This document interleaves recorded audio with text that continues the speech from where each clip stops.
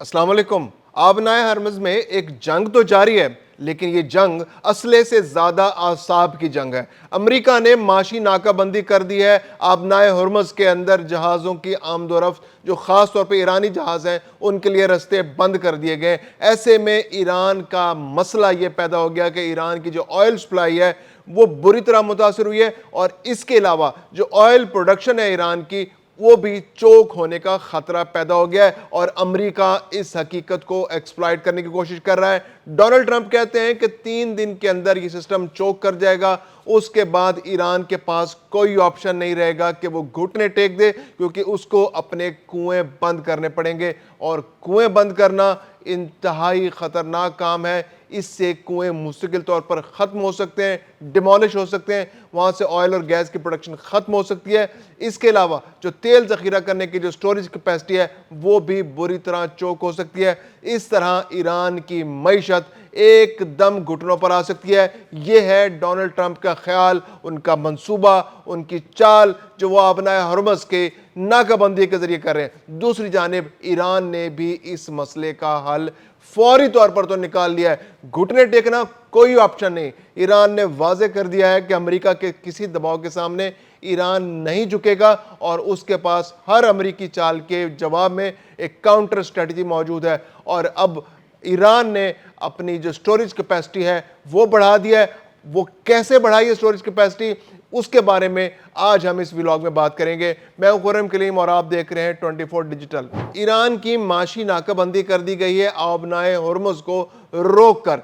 अब ईरान का कोई जहाज ना तो आबनाए हरमुज़ से बाहर जा सकता है, ना ही आबनाए हरमुज़ के अंदर आ सकता है, और अमेरिका बाहर खड़ा होकर जहाज़ों को अंदर आने से भी रोक रहा है, और जो अंदर जहाज़ मौजूद हैं उनको बाहर जाने की इजाज़त नहीं दे रहा। अब समझना यह होगा कि ये जो चाल है इसके पीछे क्या हक़ाइक़ कार फरमा है।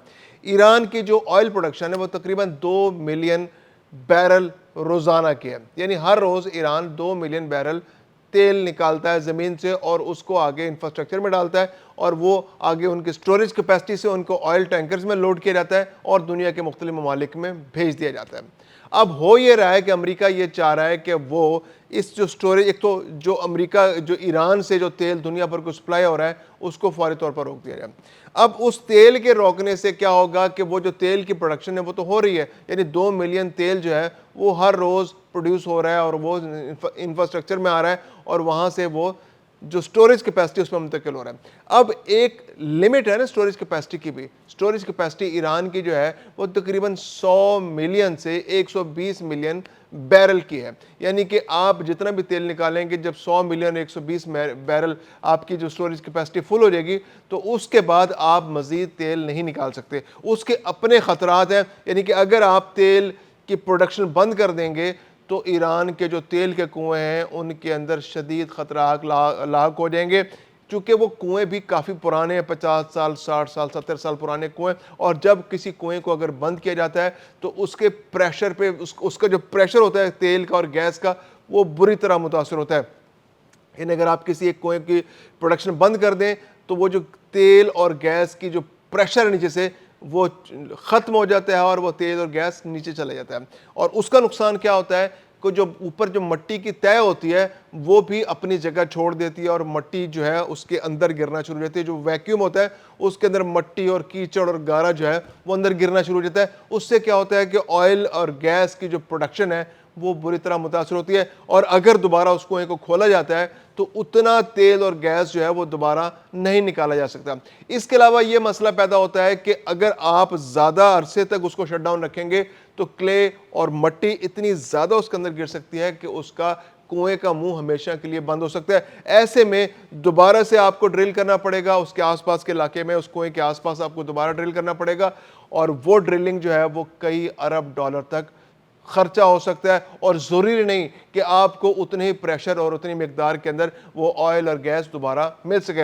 अब ईरान जो है उसके अंदर तो पहले ऑयल एंड गैस की जो प्रोडक्शन है वो खित्ते के बाकी ममालिक के मुकाबले में बहुत कम है, यानी कि यूँ समझिए कि 25% जो है वो निकाल पा रहा है वहाँ से, क्योंकि उसके कुएं बहुत पुराने, इंफ्रास्ट्रक्चर बहुत पुराना है। अब इस वक्त ईरान के पास मसला ये है کہ اس نے تو 2 ملین بیرل تیل ہر روز نکالنا ہی نکالنا ہے. اب اس کی سٹوریج کیپیسٹی جو ہے وہ تیزی سے ختم ہو رہی ہے, اور امریکہ یہ حساب لگا رہا ہے کہ اگلے 3 دن کے اندر وہ سٹوریج کیپیسٹی جو ہے وہ آہستہ آہستہ ختم ہو جائے گی, اور پھر اس کے بعد ایران کو اپنے تیل اور گیس کے کنویں جو ہیں وہ شٹ ڈاؤن کرنے پڑیں گے, ان کو بند کرنا پڑے گا, اور جو خطرات جن کا میں نے ذکر کیا اس کا ایران کو سامنا کرنا پڑے گا. لیکن ایران نے اس کا ایک اور حل نکالا ہے, اور وہ حل ہے فلوٹنگ ریزروائرز, یعنی کہ سمندر کی سطح پر ذخیرے. اور سمندر کی سطح پر ذخیرے کون سے ہیں؟ جو ایران کے اپنے آئل ٹینکرز ہیں. ایران کے پاس تقریباً 50 سے 70 جو ہے وہ بڑے آئل ٹینکرز ہیں, ان میں سے 40 جو ہے وہ سپر ٹینکرز ہیں. اس میں بے تحاشا 50,000 بیرل تک جو ہے وہ تیل سما سکتا ہے, بہت بڑی مقدار میں آئل اینڈ گیس اس کے اندر سما سکتی ہے. اب ایران کے پاس جو ہے 70 تو اس کے پاس بڑے آئل ٹینکرز ہیں. اس کے علاوہ اس کے پاس تقریباً جو اس سے لنکڈ ہیں جو آئل ٹینکرز, جو بھلے ایران کی ملکیت نہیں ہے لیکن ایران کا فلیگ یوز کر رہے ہیں, یہ ایران کے ساتھ ان کی جو اس کے مالک ہیں وہ ایران سے تعلق رکھتے ہیں, یا وہ ایران کے ساتھ مستقل ان کا لنک ہے. تو تقریباً 600 ٹینکرز ایسے ہیں, آئل ٹینکرز, جو ایران کے ساتھ لنکڈ ہیں کسی نہ کسی حوالے سے.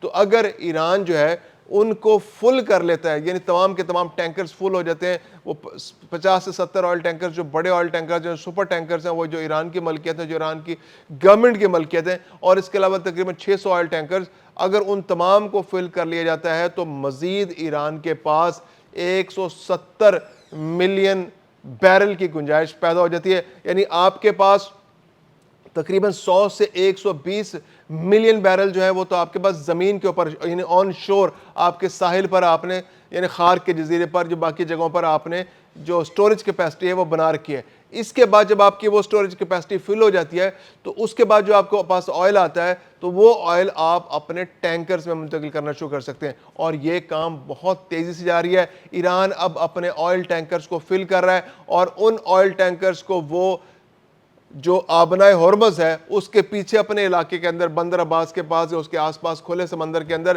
وہ ان ٹینکرز کو جمع کرتا چلا جا رہا ہے. اب جو سیٹلائٹ کے ذریعے امیجز آ رہے ہیں ان کے ذریعے پتہ چل رہا ہے کہ ایران کے جو سمندر ہے, ایران کے جو ساحل ہے, اس کے آس پاس جو آئل ٹینکرز ہیں وہ بڑی تعداد, ان کی تعداد بڑھنا شروع ہو گئی. یعنی کہ یہ اس بات کی انڈیکیشن ہے کہ خارک جزیرے سے ان کو فل کیا جا رہا ہے اور ان کو کھلے سمندر میں چھوڑ دیا جاتا ہے. یعنی کوئی ایک آئل ٹینکر فل ہو جاتا ہے تو اس کو کھلے سمندر میں, آپ کے پاس آرڈرز نہیں بھی ہیں لیکن آپ کو اپنے تیل کے کنویں کو آپریشنل رکھنا ہے.